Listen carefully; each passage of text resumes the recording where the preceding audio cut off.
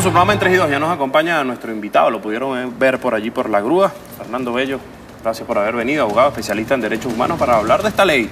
Ley contra el odio, la tolerancia y la convivencia pacífica. Allí hemos dado un paso importante en reconocimiento de los derechos humanos, del respeto total de los derechos humanos.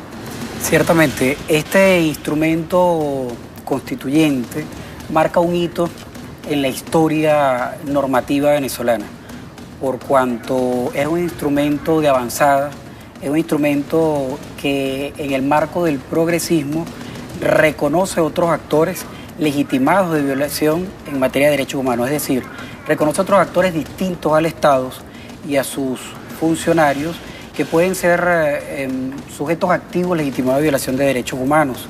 Aquí en el caso de las personas tanto naturales como jurídicas, en el caso de las personas jurídicas, sean organizaciones no gubernamentales o sean operadores de las redes sociales, los dueños de esos medios no convencionales, y en el caso de las personas naturales, aquellos que están al frente de esas personas jurídicas, y en el caso de las redes sociales, de los usuarios de las cuentas individualizadas que incitan al odio, generan violencia, propenden también partidos políticos. A lo que es correcto, también los partidos políticos.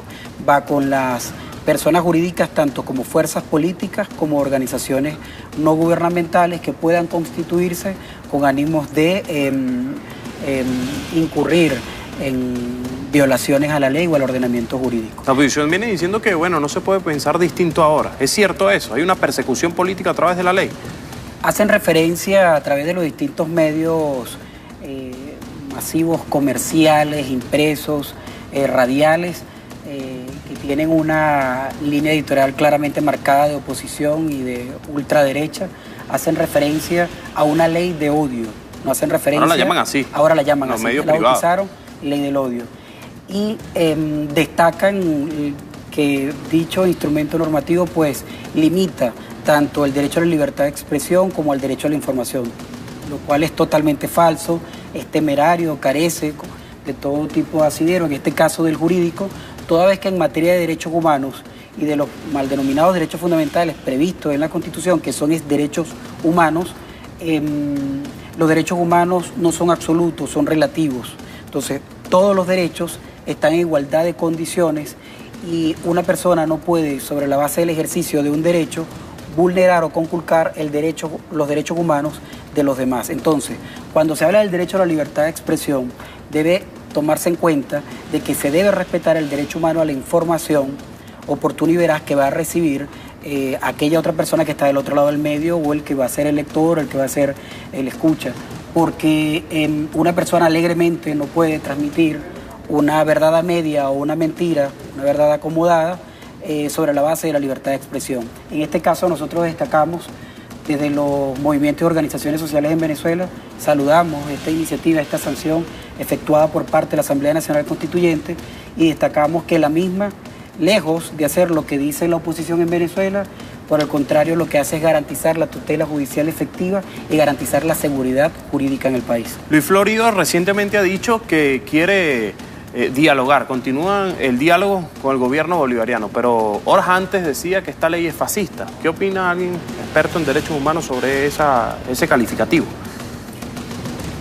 Es lo que se denomina la inversión de esa conceptualización, es decir, él está revirtiendo la definición del fascismo hacia, en este caso, quienes detraen de sus conductas que sí son fascistas, supremacistas, de derecha y de ultraderecha, y lo que trata es, a través de los medios, invertir esa definición para que a través de una matriz sesgada de opinión, pues trate de catalogarse tanto a la Asamblea Nacional Constituyente como a los demás poderes constituidos de fascistas.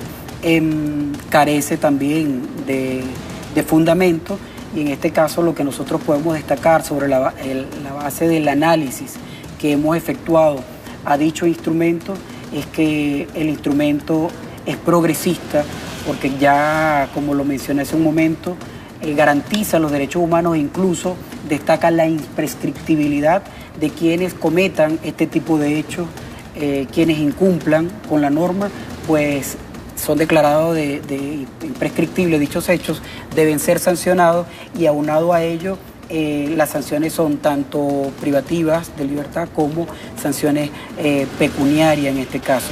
Es importante porque se sanciona a quienes hasta el día de hoy han estado cometiendo, o sea, se va a sancionar a quienes hasta el día de hoy de manera impune han estado incurriendo en hechos ilícitos al margen de la norma por el solo hecho de no existir una tipicidad, no existir una norma determinada más allá de lo que prevé de manera generalizada la Constitución. Usted habla allí de algo muy importante, el análisis. Según su análisis, ¿cree que algunos dirigentes de la oposición deben ser sometidos? Eso responde a nuestra pregunta, a la ley contra el odio, la tolerancia y la convivencia pacífica.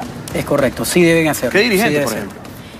Bueno, yo hablaría en este caso de quien se encuentra hoy día prófugo de la justicia a través de estos llamados huéspedes diplomáticos, el señor Guevara, quien fue quien promovió a la violencia, valiéndose del cargo de vicepresidente de la Asamblea Nacional, considerando que tiene una patente de corso para delinquir.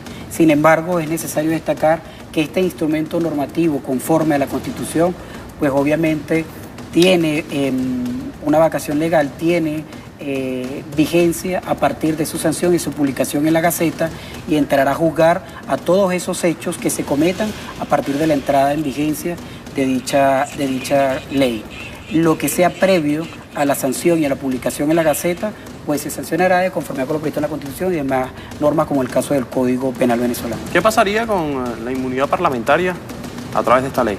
Este caso debe allanarse cuando existan méritos suficientes, debe solicitarse el antejuicio de mérito correspondiente a través de la vindicta pública que se canalice a través del órgano competente que es el Tribunal Supremo de Justicia y el órgano que corresponda, como en el caso de la Asamblea Nacional, para que se pueda allanar dicha inmunidad, se levante y pueda esta persona ser sometida a un proceso judicial y rendir ante el pueblo y ante la justicia rendir cuentas y someterse como tal para que no haya garantía, en este caso, de la impunidad. Exista justicia y exista la sanción correspondiente. ¿Qué piensa de la difusión? Creo que eso es muy importante. Alguien lo colocaba ahorita por allí, por el Twitter, la difusión de esta ley. A veces nos quedamos con Venezolana de Televisión, medios públicos, pero hay que profundizar la difusión del ordenamiento jurídico. Aun cuando la ley establece, dispone de un mecanismo que en este caso se habla de los 30 minutos semanales que debe hacerse a través de los distintos medios de comunicación a solicitud propia del